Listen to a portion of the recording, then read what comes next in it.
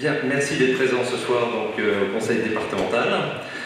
Normalement, les distances sont respectées, donc pour ceux qui sont gênés par rapport au port du masque, vous pourrez l'enlever si vous le souhaitez. Nous allons nommer les secrétaires de séance. Donc je propose dans la liste suivante Madame Yildiz Aslan, qui est ici. Tu prends le secrétaire? Merci.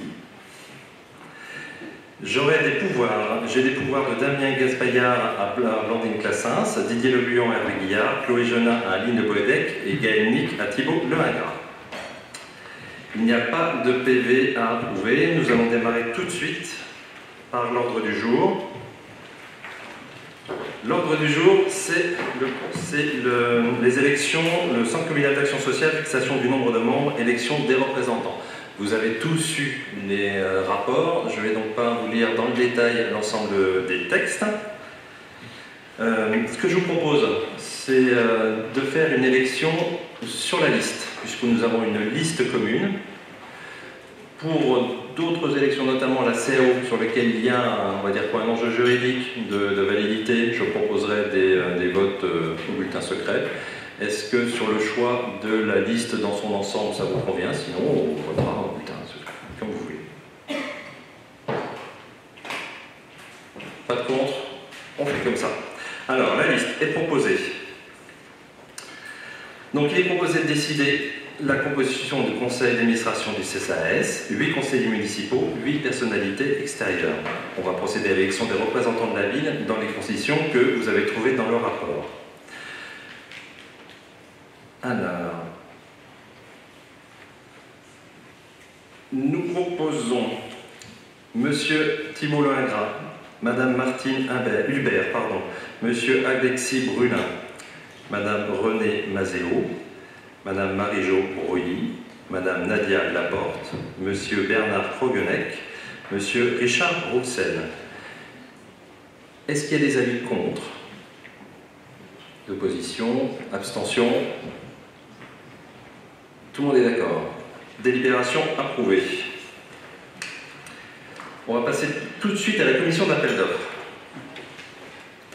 Pour la commission d'appel d'offres, ce que je vous propose, c'est pas de faire une élection de liste d'un coup, mais plutôt de passer par bulletin secret. Commission d'appel d'offres, élection des représentants. Donc une commune peut constituer un ou plusieurs commissions d'appel d'offres à caractère permanent, une CAO. La CAO doit être également consultée pour avis lorsqu'un projet d'avenant relatif à un marché public lui est soumis. La CAO entraîne une augmentation du montant global supérieur de 5%. Conformément aux dispositions de l'article L1411.5 du CGCT, lorsqu'il s'agit d'une commune de 3500 habitants, sa composition s'établit comme suit. Le maire ou son représentant, président, 5 membres de l'Assemblée délibérante élus, peuvent participer à la CAO avec voix consultative sur invitation du président de la commission, le comptable de la collectivité, un représentant de la direction départementale de la concurrence, des personnalités compétentes dans le domaine dans lequel s'inscrit le marché. Généralement, vous allez trouver une personnalité technique ou des membres des services qui ont instruit les dossiers. Donc le principe de l'élection, les membres de la CAO sont élus au scrutin de liste à la représentation proportionnelle au plus fort reste, sans panachage, sans vote préférentiel. Au scrutin, sauf décision unanime contraire de l'Assemblée délibérante, au scrutin secret. Les élections des membres titulaires et des suppléants ont lieu sur la même liste. Les listes peuvent comprendre moins de noms qu'il n'y a de sièges de titulaires et de suppléants à pouvoir. En cas d'égalité des restes, le siège revient à la liste qui a obtenu le plus grand nombre de suffrages. En cas d'égalité des suffrages, le siège est attribué au plus âgé des candidats susceptibles d'être proclamés. Donc l'Assemblée délibérante fixe les conditions de dépôt de liste. Il vous est proposé d'élire une commission permanente d'appel d'offres pour les attributions qui lui sont conférées dans le CGCT. Donc, nous proposons, dans les 5 membres titulaires, Madame Nadia Bruyonec, Monsieur Damien Gaspaillard, Monsieur Stéphane Lair, Monsieur Ludovic Bouillette, Madame Marina André. Dans les 5 membres suppléments, Monsieur Vincent Urien, Madame Monique Lucas, Monsieur François Porzer, Madame Yildiz Aslan, Monsieur Raphaël Leméoté.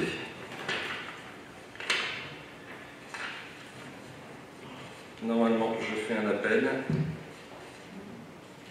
Pour aller voter. Comment vous allez passer ? Oui, c'est vrai. Ce matin, on a discuté le plus simple pour éviter les déplacements dans la situation de distanciation qu'on vous propose, c'est que l'urne passe devant vous.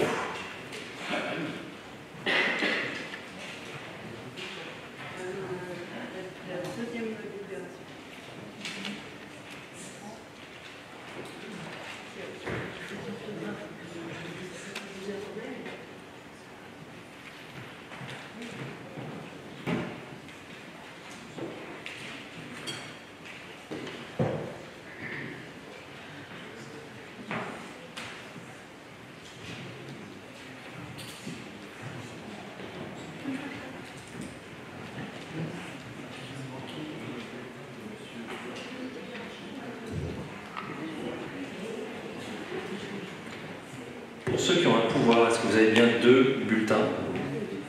Oui, c'est bon.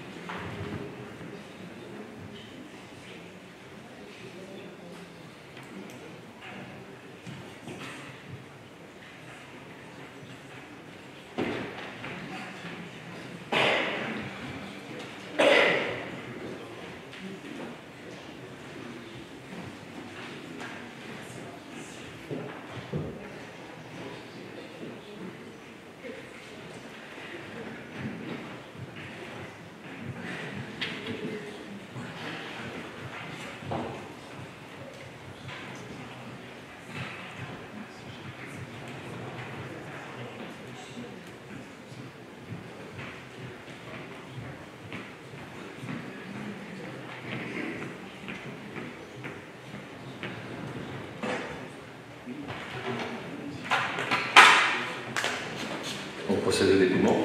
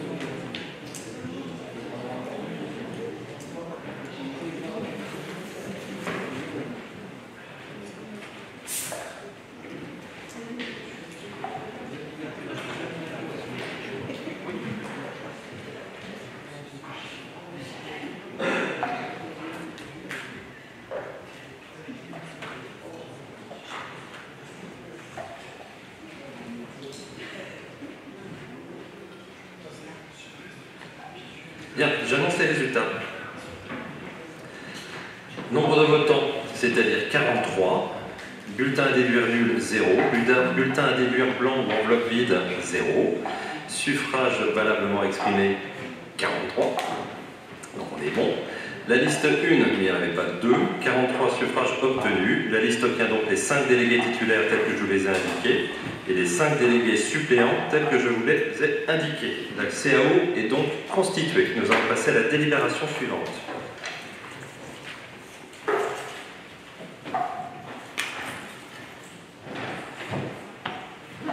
Donc maintenant, c'est le syndicat départemental d'énergie, l'élection des représentants. On aura après la caisse des écoles, les pompes funèbres intercommunales, les délégations de pouvoir du conseil municipal au maire, les emplois de cabinet, les indemnités de fonction des élus, des indemnités des titulaires de mandats locaux majoration.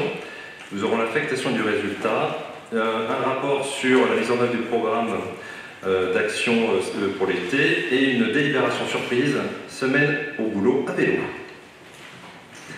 Alors, SDE.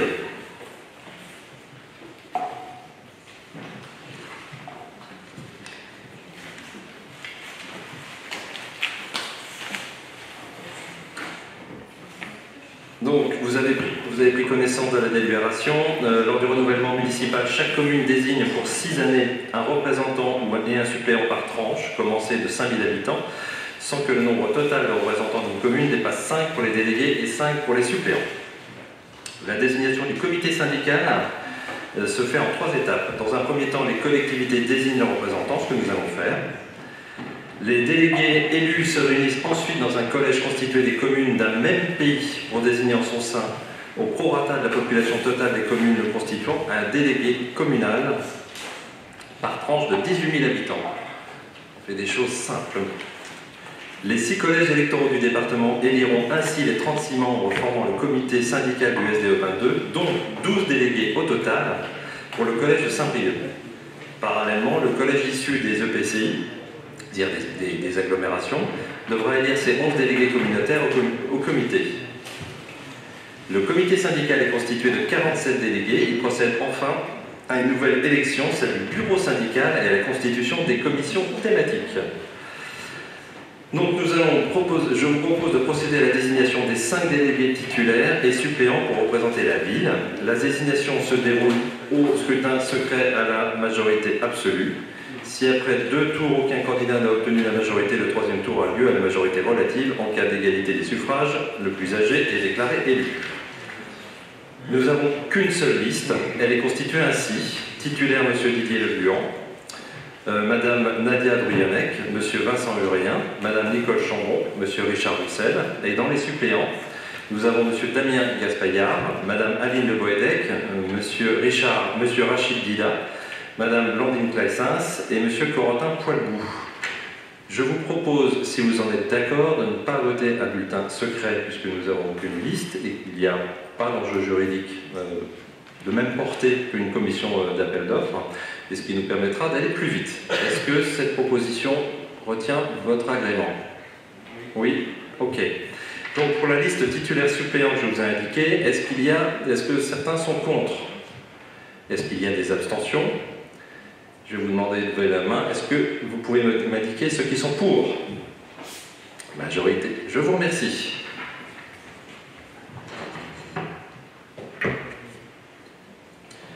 Caisse des écoles. Désignation des représentants. Ce conseil est quand même beaucoup sur les nominations. Je pense qu'à la rentrée, il y en aura d'autres. Il y a presque en tout, je crois, 240 établissements, associations qui disposent de représentants de la ville. entre ici et l'agglomération. Je pense qu'il y aura quelques conseils municipaux avec ce genre de délibération. Alors, je ne reprends pas l'historique, vous l'avez lu. Les nouveaux statuts adoptés par délibération du 10 mars 2016 du comité de la Caisse des écoles a fixé la composition de cette instance comme suit. Le maire, président de droit, les inspecteurs de l'éducation nationale, un membre désigné par le préfet, 8 conseillers municipaux désignés par le conseil municipal, des représentants des sociétaires, parents d'élèves élus au conseil d'école, en nombre égal aux conseils municipaux, soit 8, un délégué départemental de l'éducation nationale et son suppléant, et un directeur d'école maternelle et un directeur d'école élémentaire désignés respectivement par leur père. Le maire est le président de droit, en son absence, c'est l'adjoint en charge de l'éducation, vice-président de la Caisse des écoles publiques qui assume les fonctions de président. Il est chargé de l'exécution des décisions du comité et représente le comité dans tous les actes de la ville. Il est l'ordonnateur du budget qui établit et présente le comité qu'il établit et présente au comité de la Caisse des écoles publiques.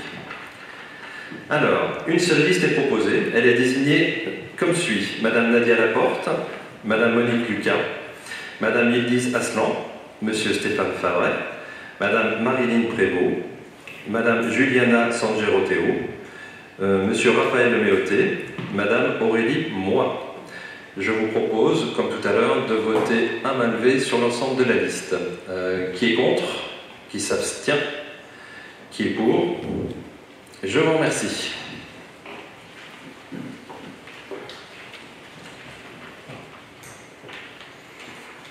Pompe funèbre intercommunale. La dernière fois, j'avais dit pompe funèbre internationale. C'est pas exactement la même chose. Alors, même peine. Vous avez lu les extraits de réglementaires, la composition. Je vous rappelle que c'est une société d'économie mixte. Nous en faisons partie. C'est donc un outil de la puissance publique sur le territoire, un outil et d'économie et de service aux citoyens. Dans les représentants, je vous propose une seule liste.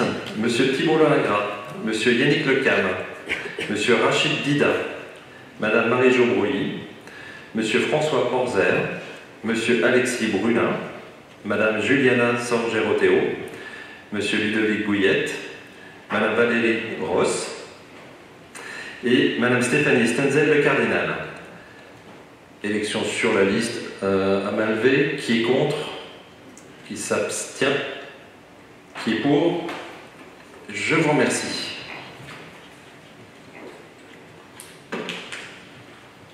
Constitution du cabinet. Le cabinet pour la ville de Saint-Brieuc sera constitué de 3 membres.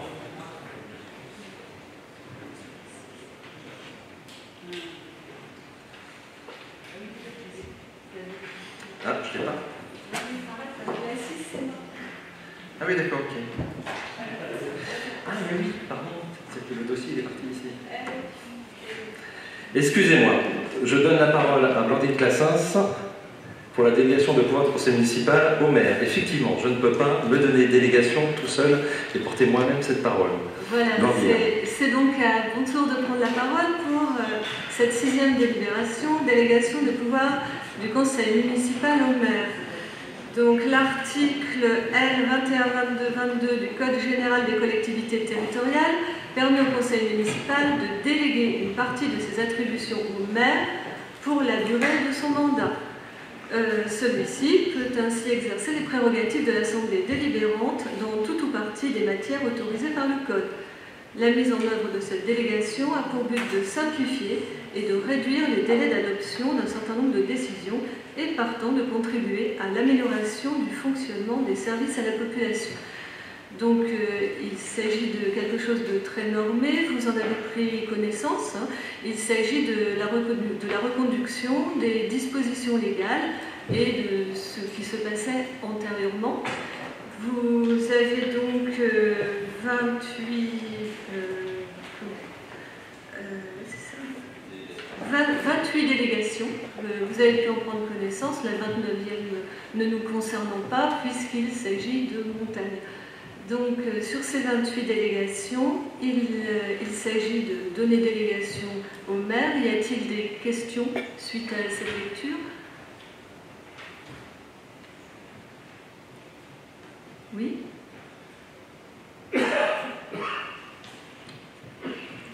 Étant donné que ça a été décidé par le passé et qu'on ne connaît pas le contexte dans lequel l'ensemble de ces délégations ont été données au maire à un certain moment, il aurait été intéressant peut-être d'avoir dans la délibération un historique des raisons pour lesquelles certaines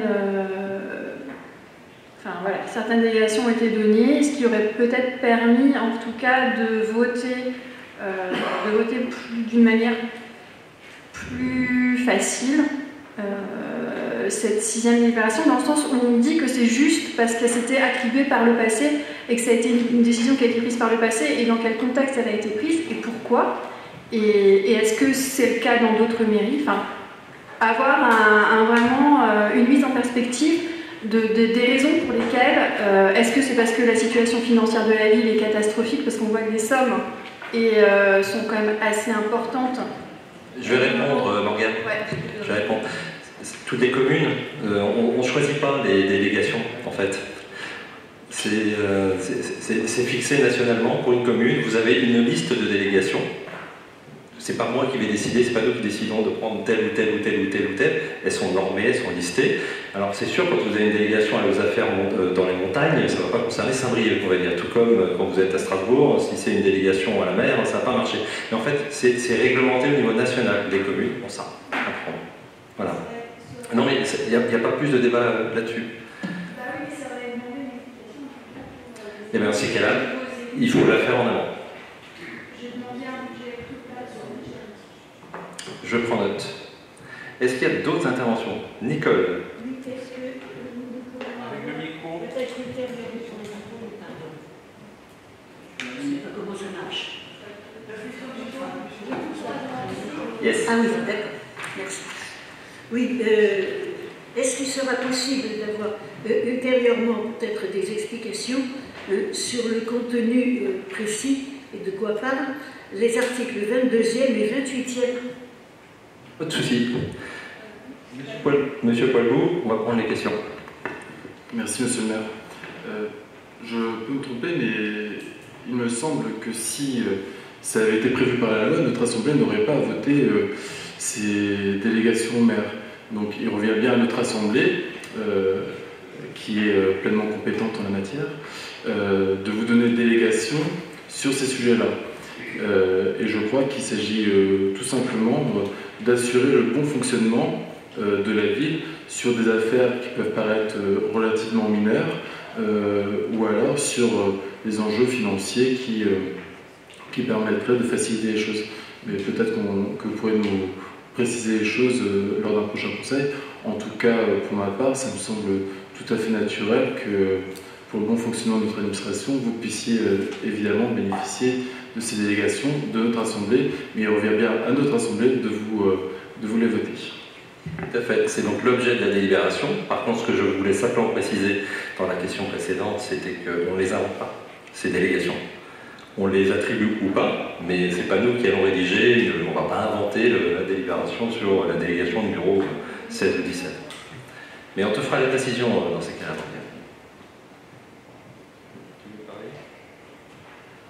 Non, mais pour répondre à Madame Chambon, en fait, ce qui pouvait être spécifique, c'est ce qui revient à l'agglomération en ce qui concerne notre agglomération, Saint-Brieuc-Agglomération. Il y a des délégations peut-être différentes du fait que c'est cette agglomération-là. Voilà, pour les numéros que tu as donnés. C'est sûr. Ça serait bien si on pouvait par la suite y revenir là-dessus. On met au vote, pour voir, sur cette délibération. Monsieur? Juste une petite observation, c'est sur les emprunts. Le maire peut contracter des emprunts, peut réviser les taux, peut fixer un certain nombre de choses lui-même. Il y a un certain nombre de collectivités qui se sont trouvées dans des situations de faillite, hein, vous le savez bien, avec des négociations un peu hasardeuses qui ont été conduites avec des banques qui avaient des intérêts particuliers. Donc j'attire juste l'attention pour que ce soit un point de vigilance et que si vous, bien évidemment pour le bon fonctionnement de la mairie et de la ville, il faut que ça tourne, mais j'attire votre attention sur ce point et ce serait sans doute intéressant que vous puissiez au moins informer le conseil municipal s'il y a des révisions de taux, des négociations importantes qui sont lancées sur des emprunts en cours de mandat. Il faut juste faire ça, c'est pas du tout pour bloquer, mais c'est pour montrer que les délégations qui sont données là aujourd'hui au maire ne sont pas anecdotiques, elles sont importantes. Alors, on est bien d'accord, le transfert de pouvoir au maire est important et c'est ce qui va permettre moi ensuite de faire mes propres délégations. Alors, la période tertiaire dont vous citez, qui a presque 15 ans maintenant et qui a cloué au sol un grand nombre de collectivités, n'est pas passée par ici. On a la chance et l'expertise et les compétences des services de la ville et des élus précédents qui ont fait attention. Et aujourd'hui, effectivement, dans les présentations des rapports budgétaires, notamment le DOB et le BP, vous verrez qu'il y a une présentation de ces éléments-là qui vont être donnés, les évolutions de taux, et surtout, il y a des outils aujourd'hui qui permettent de mesurer le risque la morphologie de la dette de notre commune sur ces aspects, parce que vous avez raison, hein, ça a été très délicat pour pas mal de communes. Saint-Brieuc est bien situé, bien placé dans sa dette. Maintenant, vous aurez toutes ces informations à chaque BP, et je crois aussi en débat d'orientation budgétaire. Je ne me souviens plus, mais je pense qu'en débat d'orientation budgétaire, c'est donné aussi. Mais vous avez tout à fait raison. Je voudrais que nous procédions au vote. Qui est contre? Qui s'abstient? Qui est pour? Je vous remercie.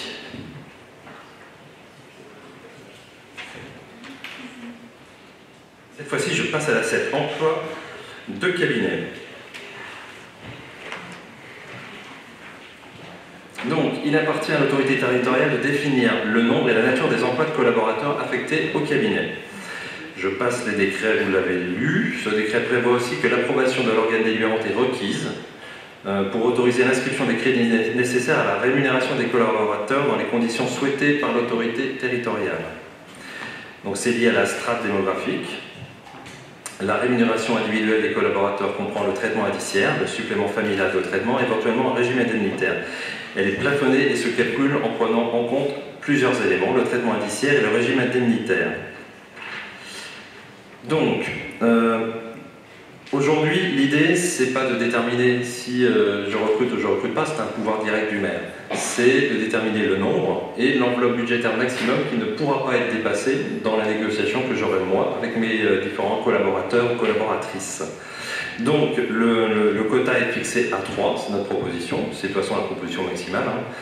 Décide de mettre la rémunération des collaborateurs, de faire l'enveloppe des collaborateurs de cabinet, d'utiliser l'emploi fonctionnel de directeur général des services comme emploi de référence et de prévoir au titre de cette rémunération brute et des charges patronales les dépenses annuelles d'un montant plafonné, enfin d'un montant maximum de 200 000 €. Les dépenses correspondantes seront prélevées sur les crédits privés à cet effet au budget de la ville. Là, c'est fixé sur le cadre de référence d'un DGS, mais il me semble important, en tout cas, pour avoir connu ça dans d'autres collectivités, qu'il y ait des références par rapport aux emplois statutaires dans la collectivité, de façon à ne pas créer des différences qui soient vraiment trop importantes et qui ne soient pas forcément compréhensibles. Les emplois de cabinet sont des emplois qui sont des agents qui travaillent en relation étroite avec le directeur général des services, avec l'administration. Il est important qu'il y ait une collaboration qui soit comprise. Mais c'est ce qui globalement, c'est ce qui procède, cette façon de travailler ensemble. Je crois que M. Poilbou, vous l'avez connu, c'est comme ça que ça fonctionne dans toutes les collectivités. Voilà, le cabinet travaille avec les services, ce sont des emplois qui fabriquent ce lien, on va dire. Donc la délibération, 3, nombre de collaborateurs de cabinet, 3 personnes, enveloppe maximale 200 000 €, l'emploi fonctionnel de DGS comme référence. Et je passe à la délibération. Qui est contre? Qui s'abstient? Qui est pour? Je vous remercie. On continue. Indemnité de fonction des titulaires de mandats locaux. Donc le CGCT prévoit l'attribution d'une indemnisation destinée à couvrir les frais liés à l'exercice du mandat. Les indemnités de fonction des élus sont fixées par le Code général des collectivités territoriales et calculées sur la base des éléments suivants. Je ne vais pas vous le lire en entier, vous l'avez lu, vous l'avez vu. La loi 2002-276 de 2002 relative à la démocratie de proximité fixe les dispositions applicables pour le calcul des indemnités de fonction des maires, adjoints au maire et conseillers municipaux. Elle prend pour référence l'indice brut terminal IBT de la fonction publique. Elle détermine des taux maxima appliqués en fonction de la strate démographique et du type de mandat. Vous avez un petit tableau un peu plus bas qui vous indique les taux par rapport à la strate. Donc de 20 000 à 49 999. Pour le maire, c'est le taux de 90%. Pour les adjoints, c'est le taux de 33%. Pour les conseillers municipaux, c'est le taux de 6%. Alors, dans la même limite d'enveloppe indemnitaire, les conseillers municipaux auxquels le maire délègue une partie de ses fonctions peuvent également percevoir une indemnité allouée par le conseil municipal. Cette indemnité n'est pas cumulable avec l'indemnité du conseil municipal prévue à l'article 21, 23, 24, 1-2. Je ne vais pas aller jusqu'au bout de toutes les... Enfin, vous l'avez lu, quoi. Il y en a partout et partout et partout. Moi, ce qui me semble important, ce que j'ai résumé, parce que vous avez deux délibérations qui vont parler de ça. Celle-ci et la suivante, qui va fixer le nombre, les taux, l'enveloppe. Globalement, nous sommes dans sur la même enveloppe que les mandats précédents. Voilà, on prend le même calcul, ça obtient la même chose. Il y a une seule différence, c'est que nous avons choisi d'avoir moins d'adjoints, plus de conseillers délégués. Voilà, donc ça implique... Je finis. Ça implique d'avoir une répartition qui ne va pas être la même. C'est ça qui va réellement faire la différence. Monsieur Roussel-Rézy. Oui, je vous remercie de me donner la parole. Je voudrais interpeller l'Assemblée et vous faire part de deux réflexions qui ne sont absolument pas des vérités sur l'enveloppe, comme vous le dites. Effectivement, cette enveloppe est identique à celle de 2014. Mais je crois que 2014, ce n'est pas 2020. La crise économique se fait chaque jour plus palpable. Les citoyens invoquent à juste titre un besoin de solidarité plus fort. Donc je me suis personnellement interrogé sur la reconduction des majorations qui sont clairement inscrites dans la loi pour une ville de notre taille, ville préfecture, ville littorale. Je crois qu'il faut se garder quand même de toute démagogie.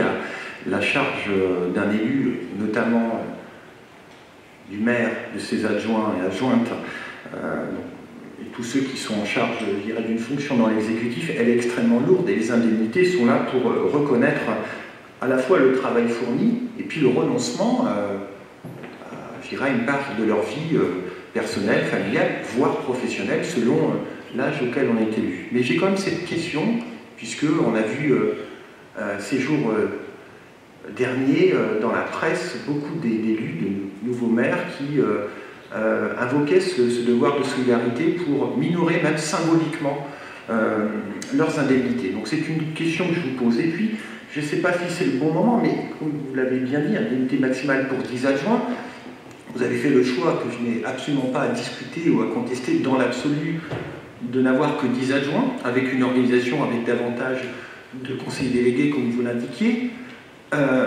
Mais là, pour le coup, je pense qu'il y a des champs entiers importants de l'action publique et de l'attention qu'on doit apporter à nos concitoyens qui aujourd'hui ne me semblent pas forcément totalement couverts. Je vais prendre l'exemple de la sécurité avec une actualité qui n'est absolument pas de votre fait, monsieur le maire, mais les circonstances font que la presse nous relate ce ne sont même plus des incidents, ce sont des drames absolus, pas quotidiens, mais toutes les semaines. Il n'y a donc pas de conseiller aujourd'hui, il n'y a pas d'adjoint en charge de la sécurité, un conseiller délégué en charge de la tranquillité.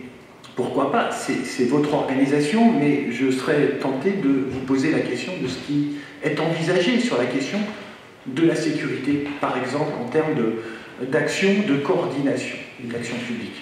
Je vous remercie de m'avoir écouté. M. Poilbou, et après je vais répondre. Merci, Monsieur le maire. J'aurais pour ma part deux remarques. Une première remarque sur la forme de la délibération. Il me semble que le diaporama que vous nous présentez ne correspond pas à la délibération que nous avons reçue. Puisque, à ma connaissance, mais je peux me tromper, et je fais pleinement confiance au service de la ville pour nous apporter la réponse si toutefois je me trompais ou si toutefois j'avais raison. Mais il me semble que l'enveloppe globale d'indemnité est composée effectivement, comme c'est indiqué sur le tableau, à la fois par l'indemnité du maire et par l'indemnité maximale en fonction du nombre d'adjoints, mais qu'il n'y a pas, comme il est indiqué comme sur la délibération, un complément d'enveloppe qui serait lié à la nomination de conseillers délégués. Les conseillers délégués, il me semble, voient leur indemnité prise sur cette enveloppe globale du maire et des adjoints. Et si je vous fais remarquer cet élément, c'est que ça a donc une incidence sur l'enveloppe globale, puisque si vous avez 10 adjoints, vous ne pouvez pas avoir la même enveloppe globale qu'il y avait au mandat précédent. Donc il faudrait, je crois, pour une bonne sécurité juridique, s'assurer de cet élément-là, et je vous prie de m'excuser si toutefois je m'étais trompé. La deuxième remarque que je souhaitais faire, c'est sur le fond. Je trouve que c'est plutôt une bonne initiative, et je souhaite saluer que vous ayez pris la responsabilité de confier à l'ensemble des membres de votre majorité des délégations, parce que je crois que nous n'avons pas de temps à perdre et que toutes les énergies doivent être mobilisées pour la réussite de Saint-Brieuc. Et vous l'avez compris, je vous l'ai dit, nous serons présents à vos côtés pour aller et voter et favoriser les projets, et même y être associés si vous souhaitez, au projet pour faire réussir Saint-Brieuc, parce que nous sommes dans une approche bienveillante. Néanmoins, le jeu démocratique implique aussi qu'une minorité, au-delà de sa bienveillance, soit aussi exigeante et parfois intransigeante. Et à la lecture des délégations que vous avez confiées à votre majorité, Monsieur le maire, puisque on l'a appris par ailleurs dans la presse, il aurait peut-être été préférable du point de vue de la méthode qu'on l'apprenne en conseil lors de l'élection des adjoints, mais n'en faisons pas cas, je pense qu'il s'agit davantage d'une maladresse qu'autre chose. J'ai peur que nous versions dans deux écueils. Le premier, je qualifierais l'écueil ou le syndrome des chapeaux à plumes ou de l'armée mexicaine. Parce qu'il me semble qu'il y a tout de même une certaine confusion dans certaines délégations. Je pense notamment aux espaces verts, où il y a une élue en charge des espaces publics, une autre en charge de la nature en ville, un autre en charge du jardin partagé, un autre en charge de l'environnement, de la végétalisation et le cadre de vie, ou alors sur la proximité, où il y a un élu à la proximité et à la participation citoyenne, un autre à la démocratie permanente, et encore un autre à la démocratie participative. Et je crains qu'il puisse y avoir un chevauchement ou une confusion des genres. Et si je vous dis ça, c'est bien parce que derrière les délégations, il ne faut pas que ce soit seulement un effet d'affichage. Nous avons une administration à Saint-Brieuc qui est une belle administration dont je mesure et dont je connais la compétence, dont je mesure aussi l'absence d'agents au sein de certains services, et donc à travers la mise en œuvre de certaines délégations. Et j'aimerais avoir quelques renseignements dessus. Toujours sur les délégations, comme le disait mon collègue Richard Auxel, il y a une question tout de même sur la sécurité. Malheureusement, Saint-Brieuc fait l'actualité locale d'une façon un peu dommageable, avec un certain nombre de faits divers. Au passage, heureusement que les caméras de vidéoprotection étaient là pour permettre de résoudre un certain nombre d'affaires. Mais je trouve assez dommage qu'un enjeu aussi prégnant que celui de la sécurité ne soit pas porté un peu plus haut. Toujours sur ce type de délégation, on aurait pu parler aussi du commerce, qui me semble être un enjeu absolument fondamental pour notre ville, et où il n'y a pas de temps à perdre non plus. Et une simple délégation me semble insuffisant, ne serait-ce qu'en termes de volontarisme politique. Si c'est un enjeu aussi important, la sécurité, le commerce devrait apparaître. Absent de délégation, la santé. C'est un sujet qui a quand même fait débat, où nous avons pris les uns et les autres un certain nombre d'engagements, et donc vous savez qu'un certain nombre de membres de notre groupe sont particulièrement attachés. Une autre délégation aussi me semble un peu curieuse, c'est qu'il n'y ait pas d'adjoint aux ressources humaines. Je connais les qualités de notre collègue Yannick Lecard, qui est un vrai humaniste, dont je ne doute pas qu'il saura gérer les ressources humaines, mais en termes de symbolique, que les RH, que l'élu en charge des RH ne soit pas un adjoint, m'interroge.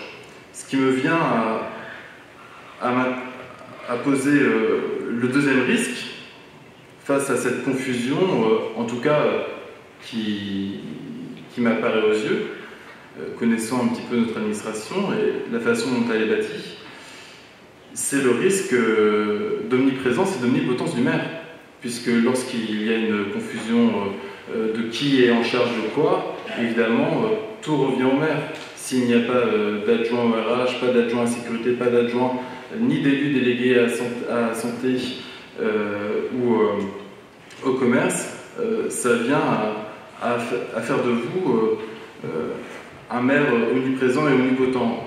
Je connais et j'ai pu apprécier vos compétences, le sujet n'est pas là, mais vous êtes un être humain. Et je crois qu'on ne peut pas être sur tous les sujets.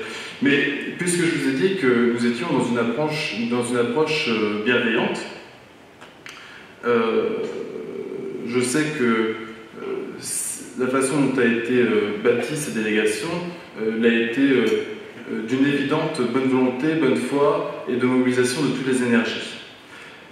Et vous avez cité Hemingway le soir de votre élection. Permettez-moi de conclure mon propos à mon tour en citant Hemingway. Faisons attention à ce que cette assemblée ne devienne pas un paradis perdu. Bien, je vais en partie répondre, sauf si quelques-uns de mes camarades doivent prendre la parole, parce que oui, je comprends que ce soit quelque chose de difficile à percevoir et à imaginer. Et vous avez peut-être une des clés de compréhension, vous l'avez cité, je suis désolé, je vais prendre l'exemple de Nicolas Nguyen. Voilà, Nico, ça va être toi l'exemple, parce que oui, il est conseiller délégué. Nous ne faisons pas tant que ça pour nous, c'est pas une petite fonction en termes d'élus, et je sais bien que c'est pas ce que vous vouliez dire non plus, mais quelque part, ça traduisait ça dans vos propos. Donc c'est un conseiller délégué, il n'a pas rang d'adjoint, mais alors, qu'est-ce qu'il porte ? Qu'est-ce qu'il est écouté, apprécié? Qu'est-ce qu'il est reconnu dans le monde des commerçants et le monde des entrepreneurs briochins dans son action? Et quelle efficacité? Parce qu'en 15 jours, il a réglé 1001 situations, 1001 problèmes. C'est comme ça qu'on voit les choses et c'est comme ça qu'on essaye de les mettre en place. On affronte des difficultés d'organisation avec les services parce que oui, vous avez raison, les services de cette maison ne sont pas forcément organisés de cette manière-là et qu'il y a une culture à fabriquer, des zones de frottement à clarifier, bien sûr. Et nous sommes prêts à les affronter avec les services et avec la direction générale de la mairie pour clarifier, améliorer notre dispositif. Mais ce que l'on voulait éviter, c'est l'effet silo, chapelle, d'un adjoint qui investit totalement un secteur et qui en devient le maître absolu, avec ses problèmes de transversalité et de communication que je ne sais pas si vous les avez connus, mais qu'on retrouve dans beaucoup de collectivités. Ça, c'est le défaut de toutes les anciennes formes de management des collectivités, c'est ce qu'on a voulu éviter. C'est vrai que le piège, c'est l'armée mexicaine, mais c'est la capacité à manager une équipe, c'est le rôle du maire, de faire en sorte d'avoir une organisation originale qui diffuse l'information. On n'y arrive pas toujours, on rate parfois, mais l'exemple de Nicolas Nguyen est très juste de ce qu'un conseiller délégué peut révéler comme puissance d'action, et il n'y a plus de problème de symbolique.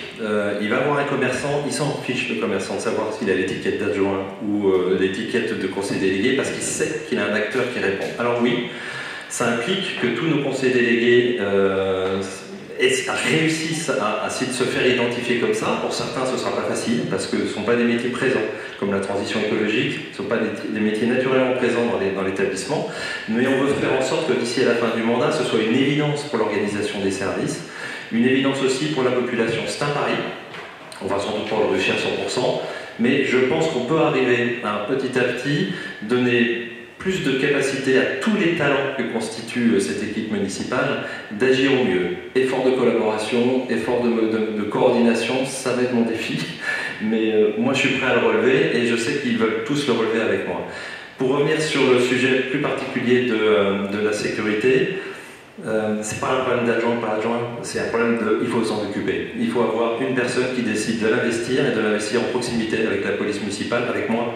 Là par contre, de façon à être sûr qu'on mette bien tous les interlocuteurs autour de la table. Et là encore, la police municipale qui a rencontré M. François Porzel et qui a rencontré Stéphane Favret avec moi, ils ne doutent pas d'avoir un élu à la manœuvre avec eux. Et je pense que cette notion d'adjoint va vite disparaître. Dernier point, l'omnipotence, et j'y avais pas pensé. Mais vous n'avez pas tort, effectivement. Ça pourrait être tout à fait vu comme ça. Alors pour ceux qui me connaissent, il n'y a pas de doute, ils savent que ce ne sera pas ça, mais vous avez le droit d'avoir ce doute. Et je vous remercie de l'avoir exprimé parce que moi, je n'y ai pas pensé. Donc je vais faire attention de ne pas être omnipotent, mais je vais surtout faire attention à bien déléguer, c'est-à-dire bien poser des arrêtés de délégation qui vont bien transmettre une puissance et un pouvoir public à mes amis conseillers délégués. J'en prends bonne note. Est-ce qu'il y avait une prise de parole, François? Oui, donc je voudrais rassurer le conseiller municipal. En tant que conseiller municipal délégué à la tranquillité publique, j'ai déjà bien sûr pris contact avec tous les services compétents de la ville, en particulier la police municipale, avec qui nous avons naturellement d'excellents contacts, avec aussi les services. Et nous sommes parfaitement conscients des difficultés que rencontre la ville actuellement, de la nécessité de réagir. Et pas plus tard qu'hier matin, nous avions avec M. le maire et M. Plein une réunion pour préparer un dispositif pour y faire face. Donc c'est en totale coopération avec les services, l'adjoint dont je dépends, M. Favret, M. le maire, que nous nous entendons donc assurer pour les briochards une sécurité qui leur permette de vivre tranquillement. Yannick, pas de prise de parole, c'est bon? Tu te sens investi? Ok. Bon. Oui. Je vous remercie pour vos propos et comme je vous l'ai dit, on ne doute pas de votre bonne foi, ni des compétences des uns et des autres. Et pour un certain nombre d'entre eux que je connais déjà, vous avez cité, j'ai cité tout à l'heure Yannick Lecam, j'aurais pu effectivement citer Nicolas Nguyen, qui est un élu remarquable et qui l'était déjà au cours du mandat précédent et qui a beaucoup agi aussi en tant que conseiller municipal de la minorité, qui a souvent été associé et qui déjà faisait beaucoup de travail. Et c'est bien dans le même état d'esprit que nous nous citions. Par contre, je vous remercie de m'avoir répondu sur le deuxième point de mon intervention, en tout cas en partie. J'aimerais quand même qu'on puisse avoir l'assurance du bien fondé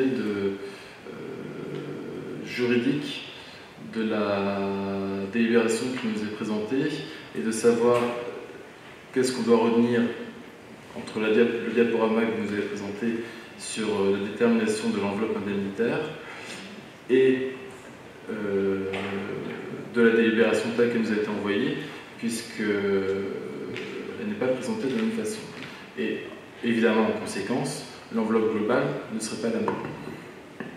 Alors ce que je vous propose, d'abord, sans voter en touche, je ne suis pas un spécialiste RH, mais cette délibération a été travaillée par un DMRH de façon à en vérifier son exactitude. Donc ce que je propose, c'est de valider, enfin de proposer à l'Assemblée de valider ou non cette délibération.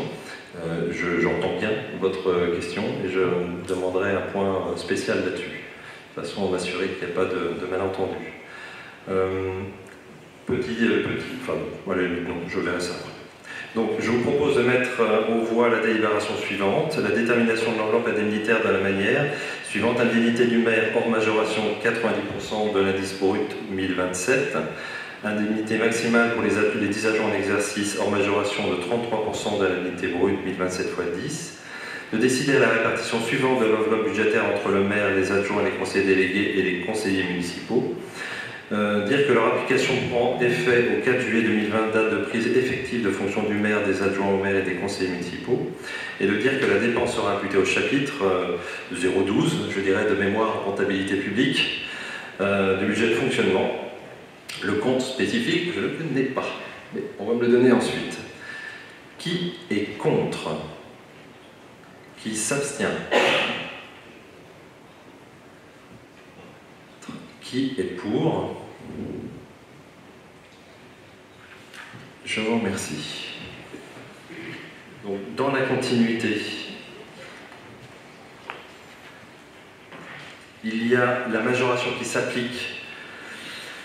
Alors, la majoration qui s'applique au titre du CECT pour l'attribution d'une indemnisation destinée à couvrir les frais liés à l'exercice du mandat. L'enveloppe venant d'être déterminée lors de la délibération présente, il convient de voter les majorations de la ville. La ville peut prétendre à ces majorations à deux titres: commune chef-lieu de département et commune qui, au cours de l'un au moins des 3 exercices précédents, ont été attributaires de la dotation de solidarité urbaine, qui est une dotation qui fait partie de l'enveloppe normée, qui est une dotation de l'État. Donc, la fixation du montant des indemnités avec les majorations suivantes. Indemnité de fonction de maire 88% de l'IBT, indemnité de fonction d'adjoint 24% de l'IBT, indemnité des conseillers délégués 13% de l'IBT, majoration des indemnités de fonction au titre de vie chef-lieu. Pour les indemnités du maire 0,25, je vous laisse le calcul. Pour les indemnités des adjoints 0,25 x 33, en fait on reprend les indices qui étaient évoqués la fois d'avant. Pour les indemnités des conseillers délégués 0,25 x 6%. Nous décidons des taux d'indemnisation suivants après application des majorations. Pour le maire, 106% de l'IBT. Mesdames et messieurs les adjoints au maire, 28,5, c'est un indice brut. Pour mesdames et messieurs les conseillers municipaux délégués, 16,25 de l'indice brut.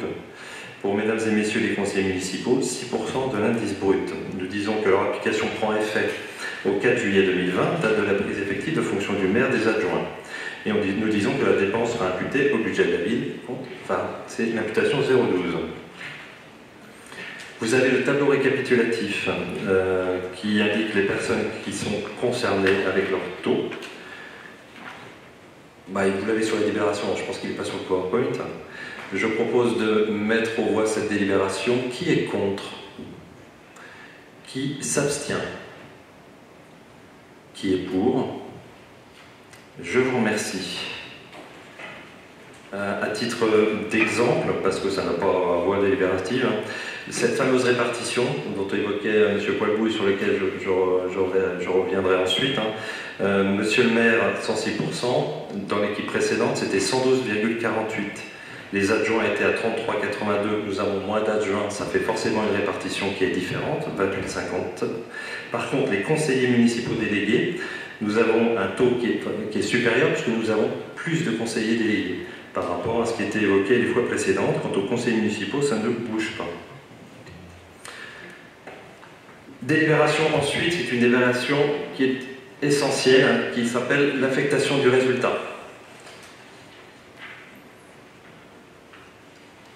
Juste avant notre élection, vous avez eu le droit au compte administratif. Le compte administratif a indiqué un résultat déficitaire ou excédentaire en fonction des imputations et des chapitres. Ce constat est fait Maintenant, il faut mettre une délibération pour l'affecter, c'est-à-dire pour attribuer ce résultat dans le budget de la ville pour qu'il puisse ensuite être utilisé.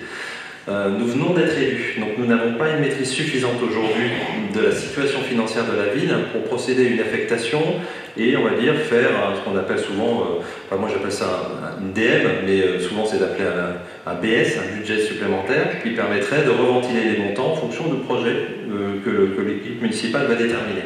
Il nous faut du temps pour faire ça. Ce sera fait donc cet automne, à la rentrée. Mais en attendant, il faut de toute façon affecter le résultat pour qu'il puisse rentrer et être validé dans les comptes de la ville. Voilà schématiquement en quoi correspond cette délibération.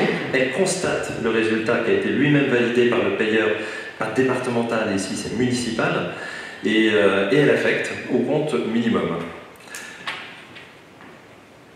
Donc, conformément à la structure, on est en M14, le conseil municipal se prononce sur l'affectation qui s'élève à 10 612 947,28. Ça, c'est le résultat du compte administratif. Nous pouvons, dans un premier temps, procéder à une affectation en section d'investissement, compte 1068, pour un montant de 3 600 000 €. Les excédents sont obligatoirement affectés à la couverture des déficits en investissement. Cette opération permet notamment de couvrir le besoin de financement de la section d'investissement. Pour le sol, nous vous proposons une inscription en excédent de fonctionnement reporté, compte 002, qui lui-même, dans le cadre du BS, va ensuite être affecté, de 7 012 947,28. Je vous passe le tableau, vous l'avez là. Donc, en délibération, j'affecte au compte 1068 pour 3 600 000 en investissement et j'inscris en excédent de fonctionnement reporté compte 02 le montant de 7 012 947,28. Qui est contre? Qui s'abstient? Qui est pour? Je vous remercie. Rapport suivant. Été 2019, post-Covid, mise en œuvre d'un programme d'action adapté au contexte. On va dire été 2020. Oui, on va plutôt dire été 2020. Une coquille dans le rapport. Oui. Thibaut, c'est pour toi.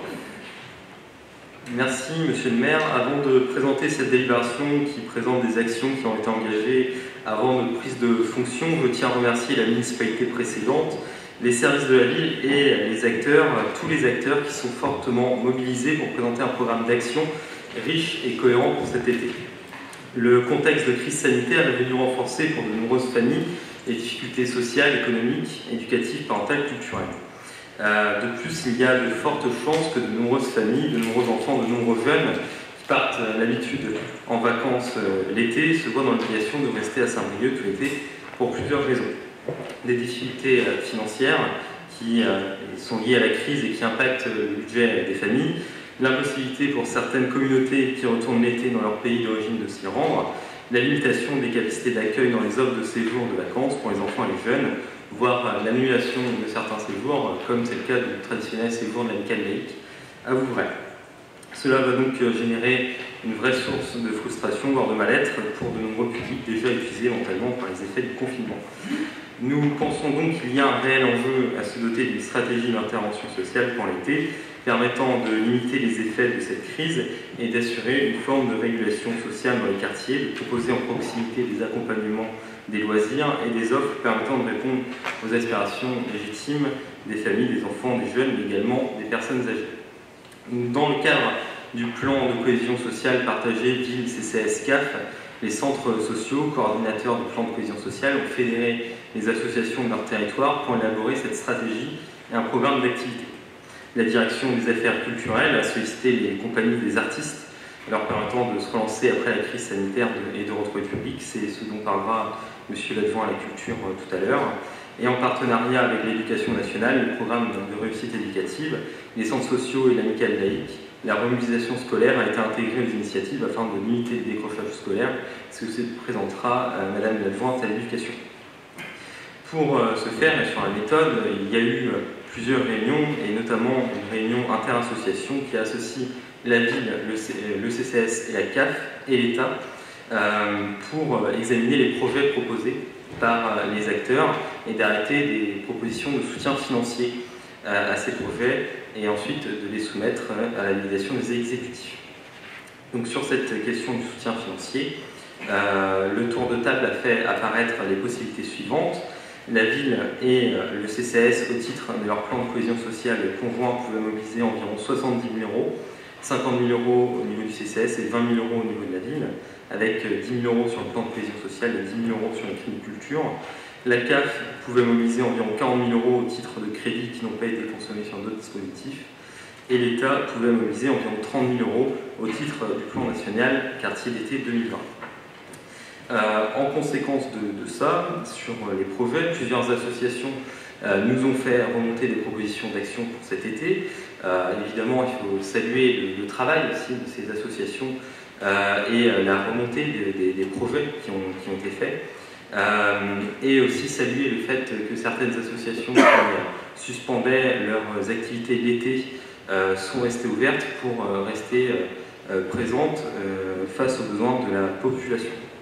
Donc vous trouverez dans le tableau en annexe la synthèse des projets que nous vous proposons d'accorder en termes de soutien financier. Nous pourrons en parler plus tard si vous le souhaitez, mais vous l'avez lu également. Mais ces projets qui se retrouvent en annexe ont été faits selon certains équilibres. L'équilibre évidemment entre les tranches d'âge, les 6-12 ans, les 11-17 ans, tous les publics, l'équilibre entre les quartiers, l'équilibre entre juillet et août, l'équilibre entre les différents acteurs, et l'équilibre entre une offre plutôt structurée qui nécessite une inscription et une offre plus libre qui n'en nécessite pas. Et enfin, évidemment, l'accessibilité financière pour les familles. Donc sur la base du tableau qui vous est présenté, il vous est proposé que la ville et le CCAS s'associent pour attribuer les subventions suivantes. À l'amicale laïque de Saint-Brieuc, une subvention de 4 492 euros répartie ville 1 500 euros, CCAS 2 992 euros. La MJC du Plateau, une subvention de 10 720 euros, ville 3 120 euros, CCAS 7 600 euros. Investi, une subvention de 6 570 euros, 2 570 euros pour la ville et 4 000 euros pour le CCAS. Le Cercle, une subvention de 19 208 euros, dont 5 404 euros par la ville et 13 804 euros pour le CCAS. Les Petits Débrouillards, une subvention de 1 280 euros, ville 640, CCAS 640. Animaction Sud, une subvention de 1 000 euros, ville 500 et CCAS 500 euros. Et enfin, les Junglin-Cesson, une subvention de 1 880 euros, ville 880 et CCAS 1 000 euros. Je précise que M. Stéphane Lerre présent dans la salle et M. Mohamed Ibn Yassine présent dans la salle ne peuvent pas prendre part au débat, tout comme ils ne prendront pas part au vote. Merci pour cette précision. Donc soit un total de 45 150 euros, répartis 14 614 euros pour la ville et 30 536 euros pour le CCAS. Je vais donc proposer, pour ce qui concerne la ville de Saint-Brieuc, d'accorder les subventions précitées pour un montant de 14 614 euros. Je laisse maintenant la parole à M. Romain Roland, adjoint à la culture, pour ce qui concerne les actions culturelles.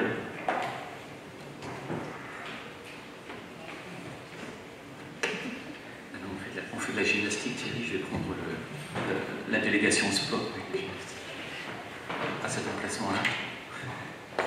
Merci Monsieur le maire, merci Monsieur l'adjoint aux solidarités entre les générations, pour un petit mot en tant qu'adjoint à la culture sur ce programme assez intéressant, enthousiasmant. Souligner d'abord la vivacité des acteurs qui concourent à ce programme-là. Pour les acteurs culturels en particulier, faire des propositions aussi fortes, plus d'une vingtaine de propositions issues de compagnies ou d'artistes du territoire en quelques semaines, pour certaines d'entre elles en quelques jours, alors même qu'elles sont en pleine interrogation sur leur capacité à poursuivre leur activité de création, de diffusion, est un vrai défi. Et là, je veux souligner l'ensemble des compagnies, mais aussi l'ensemble des équipes, y compris dans les quartiers, qui ont permis la réalisation de ces propositions.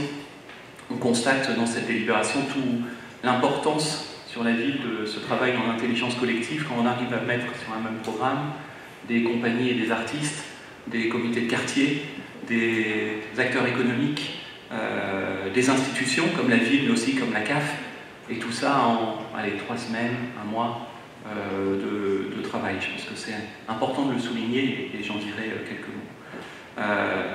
Dire aussi l'importance d'une initiative comme celle-là, et je salue aussi le fait que la précédente équipe ait fait le pari, dans un contexte pas simple, d'engager ce travail. Et je trouve qu'on fait là une belle transition en reprenant un travail enclenché et en lui donnant tout le supplément d'âme qui est le nôtre dans cette programmation. Une belle initiative parce qu'elle rappelle le rôle majeur de l'éducation dans les quartiers, l'éducation au sens large, par l'ensemble des acteurs d'un quartier, c'est ce qu'on appelle l'éducation populaire, et Chikdem en dira sans doute un mot. Dire aussi l'importance de la convivialité dans la ville que l'on vit au quotidien. Et puis cette délibération, elle porte aussi une dimension qui n'est pas anodine pour les acteurs culturels en particulier, c'est une dimension relative à l'économie et à l'emploi. Certes, on parle parfois de subventions qui peuvent paraître relativement modestes, mais finalement, pour nombre de ces acteurs-là, c'est bien ce qui permet aussi, par la diffusion de spectacles ou de création ou de résidences, de maintenir dans le contexte actuel et avec les incertitudes quant à leur avenir, un certain nombre de compagnies sur notre territoire. Et cette délibération, elle porte aussi fortement cette dimension économique. Elle est belle par certaines propositions, et forcément vous avez regardé le document, mais les artistes qui vont s'installer dans les résidences de personnes âgées pour faire des lectures, pour faire de la photographie, pour faire des parcours sonores, c'est effectivement ce que l'on souhaite porter à l'avenir dans cette solidarité entre générations en utilisant la culture comme un levier, un média, un moyen de créer la proximité entre chacun des habitants.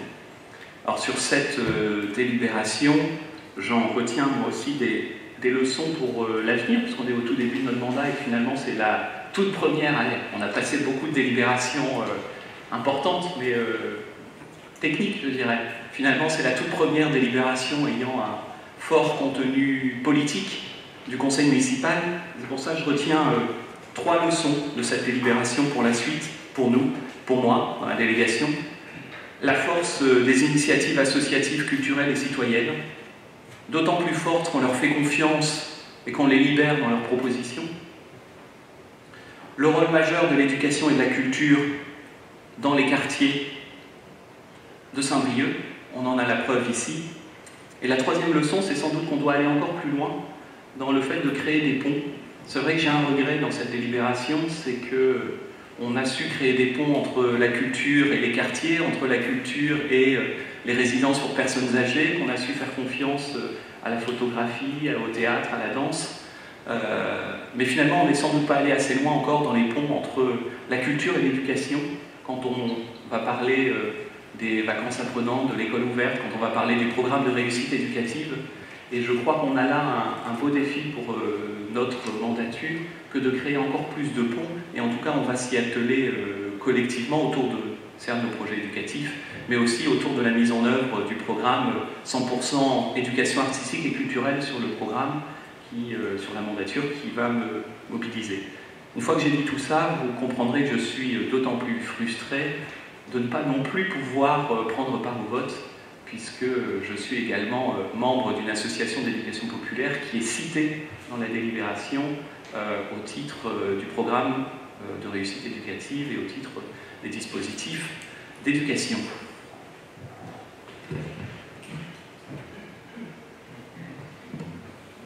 Alors, par rapport à, je ne vais pas reprendre tout ce qui a été dit, hein. Les services ont fait un travail excellent, ils ont été très réactifs, hein. Donc ils ont vu les problèmes qu'il y a pu y avoir donc avec le décrochage scolaire et ils ont fait dès le début mai un groupe de travail pour pouvoir repérer les enfants qui étaient en décrochage justement. Ils ont réussi à trouver 86 enfants qui ont été repérés grâce à un groupe de travail avec les acteurs qui a été mis en place. Et les directeurs d'école ont pris contact avec ces familles et 32 ont repris le chemin de l'école. Et 34 ont eu droit à un prêt de matériel pour pouvoir étudier, poursuivre l'école à distance. Donc avec des prêts de tablettes, imprimantes, ordinateurs portables.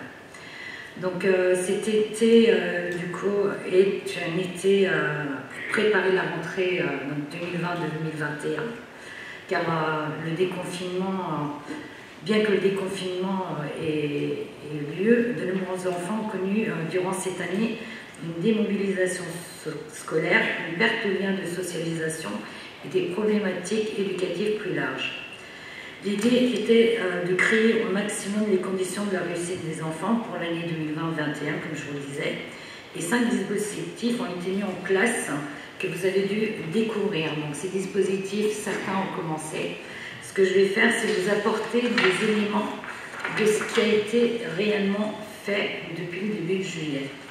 Donc concernant le dispositif École ouverte, qui a été mis en place en lien avec l'éducation nationale, qui consiste à ouvrir des écoles pour proposer pendant l'été aux enfants présentant des fragilités socio-éducatives de renforcer leur scolaire, enfin le matin avoir des renforcements scolaires et des activités culturelles et sportives l'après-midi.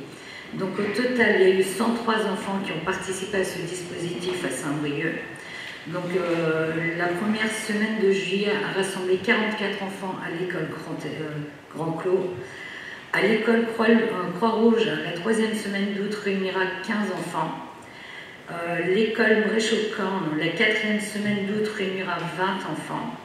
Et à l'école Grand Clos, la 4e semaine d'août réunira 24 enfants également.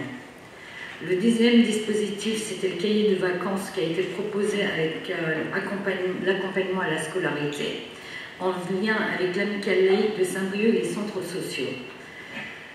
La ville, exceptionnellement, a proposé ce nouveau dispositif qui permettrait aux enfants d'être accompagnés par un animateur ou un bénévole tout au long du mois de juillet. Ce dispositif est construit autant d'un temps d'accompagnement scolaire et un temps d'activité de loisirs. Donc, selon les informations qu'on a pu avoir avec l'amicale laïque, il y a eu 38 jeunes qui ont été accompagnés, dont 20 jeunes qui étaient inconnus jusqu'aujourd'hui dans le niveau accompagnement scolaire. Et cela représente 25 familles différentes. Et j'ai appris également qu'il y avait 5 jeunes, donc des collégiens primo-arrivants, qui étaient accompagnés pour l'apprentissage du français. Alors le 3e stage de préparation à la rentrée scolaire reconduite est organisé depuis 2017, c'est par le programme de réussite éducative de Saint-Brieuc. Pardon. Excusez-moi. Alors, les dispositifs de stage de réussite pour la période du 24 au 28 août, également qui consiste à reprendre les bases de l'apprentissage avec les enseignants. Au total, il y aurait eu 90 enfants d'inscrits et seront accompagnés par 20 enseignants au total. Le dispositif 5, qui correspond aux colonies de vacances apprenantes, qui a été mis en lien avec l'éducation nationale, qui organise avec la PEP 22, donc c'est la pupille école publique 22, un départ aux colonies de vacances apprenantes qui a été labellisé par l'État. Alors, il y a eu ce dispositif, plus précisément intitulé École buissonnière, a réuni 37 enfants au lieu de 32 annoncés initialement. 17 enfants de 16 à 8 ans la semaine du 13 au 17 juillet et 20 enfants de 9 à 11 ans la semaine du 20 au 24 juillet. Ces enfants de réseau éducatif prioritaire se sont ajoutés à 17 enfants suivis par les travailleurs sociaux de la maison départementale de Saint-Brieuc. Alors, une attention particulière à la remobilisation des fondamentaux durant les séjours. Les séjours de vacances sont présentés dans la partie 6, donc Thibaut reprendra. Donc c'est des séjours qui ont pour objectif de laisser le séjour de loisirs, de divertissement et de bien-être, et de détendre et de vivre ensemble, mais il y aura une transformation de ce séjour pour infliger aux enfants des modules scolaires, pour ne pas infliger, pardon, des modules scolaires dans la journée. Simplement, l'idée est de profiter d'activités support et de temps calme pour mobiliser ces fondamentaux qui sont un temps de lecture ou d'envoyer un carte postale à un de ses amis. Voilà. Du coup, je reprends pour terminer la délibération, effectivement, il y a eu des dispositifs exceptionnels qui ont été portés, exceptionnels à tout point de vue d'ailleurs, mais bien évidemment, les dispositifs de loisirs traditionnels sont bien mis en œuvre cet été. Les capacités d'accueil de ces dispositifs ont été revues à la baisse pour évidemment des raisons sanitaires, et c'est pour cette raison qu'un accueil de loisirs supplémentaire ouvert en juillet afin de répondre au mieux à la demande des familles. Et de même que le séjour Tinora-Do a été reporté à l'été 2021. Donc sur les accueils de loisirs sans hébergement, la ville de Saint-Brieuc organise l'accueil des enfants âgés de 3 à 11 ans dans 4 ALSH en juillet, donc Jacques Brel, Berthelot, Beauballon et Scooby-Doo, et dans 3 en août, les mêmes sauf Jacques Brel. Donc le fonctionnement de ces accueils de loisirs permet le respect d'un rythme adapté à l'enfant. Les animateurs proposent des activités notamment favorisant le développement de l'autonomie et l'épanouissement de l'enfant. Donc sur ces activités, le taux de remplissage est bon, mais il reste encore des places dans la mesure où aucun des accueils de loisirs n'est complet. Oui, il y a les séjours de vacances aussi. Donc, les séjours de vacances où la ville est fortement mobilisée, notamment le séjour Rêve de mer sur la commune de Pléneuve-Valandré pour les 6-11 ans et le séjour à Saint-Pabu sur la commune d'Erquy. Donc pareil, multi-activités. Le dispositif Pass Loisirs été 6-11 ans qui a lieu à Stéréden, qui peut accueillir 130 enfants, où il reste encore des places disponibles. Le dispositif Cap Sport été 11-16 ans, de même qui propose encore des places pour les périodes à venir. Et enfin le Pass Ado, où 40 jeunes sont accueillis sur le site du Grand Clos. Donc pour aller plus vite aussi, donc les sorties familiales sont maintenues cet été, où les centres sociaux La Ruche, Cap Couleur et la Croix-Saint-Lambert sont fortement mobilisés pour organiser des sorties familiales à la journée. Et le dispositif premier départ en vacances est également maintenu avec 8 séjours en camping. Il y a également des actions de soutien à la parentalité qui sont exceptionnellement renforcées avec le service petite enfance qui se mobilise pour proposer des lieux d'accueil enfants-parents et des cafés des parents. Et enfin, comme l'a évoqué l'adjoint à la culture, des actions en direction des personnes âgées. Donc, outre l'aspect, les compagnies artistiques qui vont aller à la rencontre des résidents dans les EHPAD, l'Office des retraités briochins a prévu d'organiser cet été des sorties à la journée, des sorties encadrées en tibus, des promenades accompagnées, des après-midi récréatives. Et le CCS soutient cette action pour 4 000 €. Merci à tous. Il faut retenir deux choses. La première, c'est que c'est d'abord le travail des équipes précédentes, de l'équipe politique précédente et des équipes des services de la ville. La deuxième chose qu'il faut noter, c'est que ces actions ont démarré. Ces gens-là n'ont pas attendu que le conseil municipal délibère pour s'assurer qu'ils allaient pouvoir recruter et mettre en place. Ça veut dire qu'il y a une vraie relation de confiance entre tous ces opérateurs. Ils n'ont pas douté que le conseil municipal allait les soutenir et ils ont déjà lancé leurs actions, ils se sont déjà coordonnés, la CAF, tous ces opérateurs ont travaillé ensemble en se disant de toute façon on fait les choses bien pour le territoire, il n'y a pas de doute sur le fait que la mairie suivra derrière. Je trouve que c'est deux bons messages que nous portons au travers de cette délibération. Monsieur Poilou. Merci Monsieur le maire. Vous avez commencé votre propos et vous l'avez repris par la suite, ainsi que vos adjoints, par saluer en la matière l'action de la municipalité sortante, et je crois que c'est tout à votre honneur. J'en suis sensible, je crois qu'on est plusieurs ici à y être sensibles, et je crois que les Briochins seront nombreux aussi à y être sensibles, car effectivement on ne construit jamais l'avenir en faisant table rase de son histoire et de ses fondations. Et c'est une belle démarche qui est la vôtre. Je tiens à saluer aussi ce programme d'action qui révèle la réalité sociale et humaine de notre ville et quand on les connaît un petit peu, j'ai envie de dire, quelle réalité. Elles constituent le socle de notre cohésion sociale, indispensable à la fraternité et à la solidarité dans un moment où on en a plus que besoin. Je me permettrai simplement de formuler un vœu, puisque nous sommes encore au tout début de cette mandature. Je suis bien conscient que les commissions n'ont pas encore été mises en place. Je remercie d'ailleurs à ce titre votre équipe, vos adjoints, de nous avoir apporté autant d'éléments et autant de détails.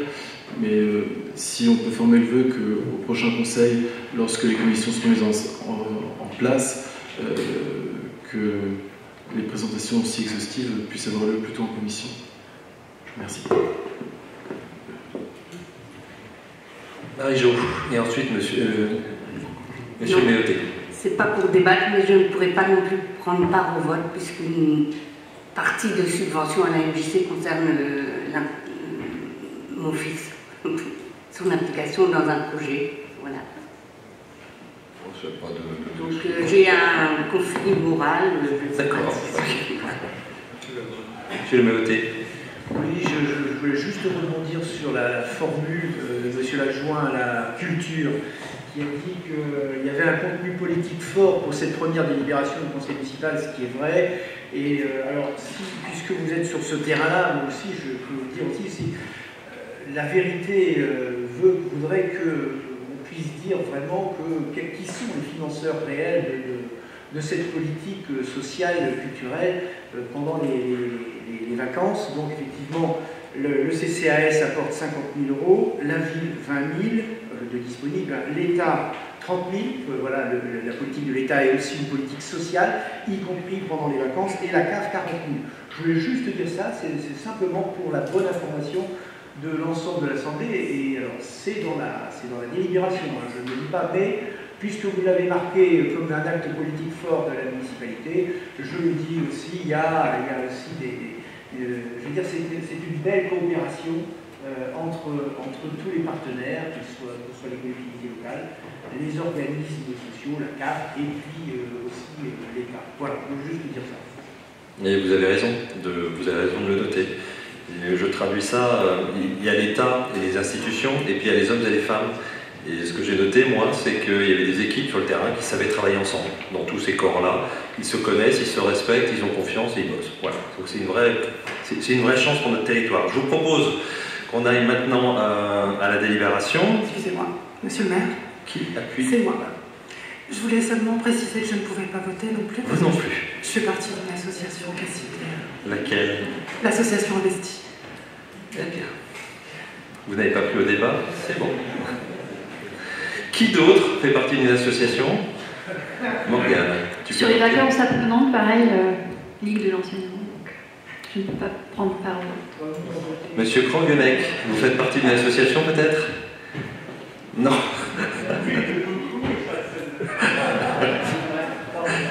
Eh bien, il va falloir qu'on fasse la liste de... Bon, comme quoi, ça veut dire que vous êtes tous des gens investis, militants, au travers de beaucoup d'associations, mais il va falloir qu'on fasse un listing de tous vos engagements multiples et de bien connaître leur portée, qu'on ne se trompe pas la prochaine fois. Mais c'est une vraie réalité. Oui, absolument, là.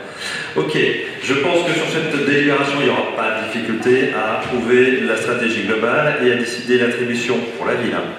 En conséquence des subventions suivantes, de 19 614 €, elles sont listées un peu plus bas. De décider qu'au-delà de ces soutiens financiers, de mobiliser tous les moyens municipaux qui seront nécessaires. Ce n'est pas que de l'argent, c'est les compétences et c'est des moyens matériels. Donc nous prenons acte des subventions qui seront accordées par le CCAS de Saint-Brieuc aux associations et que les crédits nécessaires d'un montant de 19 614 seront prélevés sur le budget de la ville. Qui est contre? Qui s'abstient? Qui est pour? Je vous remercie. Blandine Classens, la parole est à vous. Merci, monsieur le maire. Donc, il s'agit de la délibération numéro 12 sur la semaine au boulot à vélo, organisation d'un challenge interne. Nous sommes encore dans une période de transition et donc ce n'est pas notre équipe qui a été à l'initiative de cette proposition, mais nous la soutenons complètement et nous allons vous proposer bien sûr cette délibération. Alors de quoi s'agit-il? Eh bien, la ville a participé cette année, comme l'année précédente d'ailleurs, à la 5e édition du challenge À vélo au boulot, qui est organisé par l'association Vélo Utile. Il s'est déroulé du 22 au 28 juin 2020, dans une période bien particulière dont nous parlions précédemment. Et plusieurs entreprises et administrations y ont participé. Et donc, la ville et les agents de la ville y ont largement participé. La structure ayant parcouru le plus de kilomètres sera déclarée gagnante du Grand Prix du jury le 27 septembre. Ça, c'est pour la partie qui concerne Vélo Utile. Or, la ville propose un challenge interne, donc challenge interne à la ville de Saint-Brieuc. Et lors de cette édition, la ville a tenu à valoriser encore davantage cette initiative et a décidé de récompenser 4 agents de la collectivité qui ont parcouru le plus grand nombre de kilomètres en vélo, classique ou électrique, durant cette semaine. Donc nous ne sommes pas à l'initiative, mais nous soutenons complètement cette initiative, nous la porterons également. Il faut savoir que de nombreux agents ont participé, à savoir 46 personnes, donc je les félicite ici au nom du conseil municipal. 46 personnes alors qu'il y en avait 35 l'année dernière. Donc c'est une très belle participation et un temps fort sera organisé aussi à la rentrée d'ici quelques semaines autour de cet événement et avec les agents concernés. Donc qu'est-ce qui est proposé? Eh bien, il y a des lots. Il est proposé au conseil municipal que chaque gagnant se voit remettre un bon d'achat de 100 € à faire valoir chez les marchands de cycles Briochin. Donc c'est vertueux. Cycle Presse, Jérôme City, cycle Sébastien Hinault et Vélectrique, donc les marchands de cycle Briochin.